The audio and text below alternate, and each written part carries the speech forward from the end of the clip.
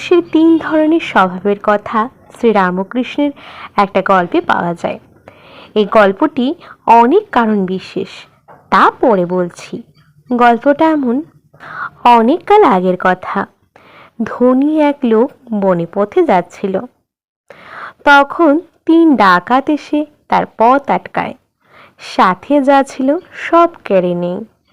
তিন ডাকাতের প্রথমজন শিকারীদের দেখিয়ে বলে, কাজ শেষ, একে বাঁচিয়ে লাভ নেই, যদি পুলিশে খবর দেয় একে মেরে ফেলি। তখন দ্বিতীয় ডাকাত বাধা দিয়ে বলে, থাক রে, ওরে মেরে আর কি করবি, হাত পা বেঁধে ফেলে দিয়ে যায় তাহলেই হলো, পুলিশে খবর দিতে পারবে না।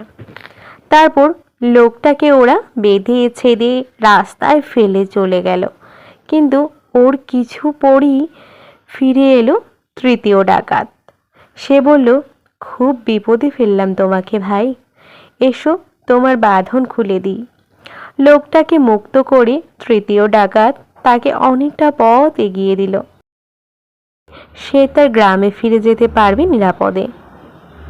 যাও ভাই, এবার তোমার আর বিপদ নাই। লোকটা বলল, ডাকাত হয়েও এমন সহায়তা করলে আমাকে, এখন অতিথি হয়ে বাড়ি চলো, তোমার ভালো আপ্যায়ন করব।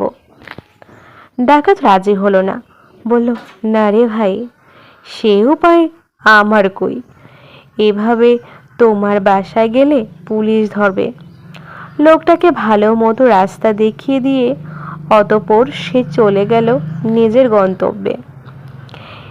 এই গল্পটা শেষে শ্রীরামকৃষ্ণ বলেছিলেন, প্রথম ডাকাতটি তমগুণ। সে বলেছিল, একে ধরে আর কি হবে, মেরে ফেলি। দ্বিতীয় ডাকাতটি রজগুণ। এই স্বভাবের মানুষ ঘোর সংসারে বন্ধনে আবদ্ধ হয়, সংসারের নানান পাকে চক্রে জড়িয়ে জীবন কাটায়। রজগুণে ঈশ্বরের জায়গা নেই, এ জিনিস মানুষকে ঈশ্বর থেকে দূরে সরিয়ে দেয়।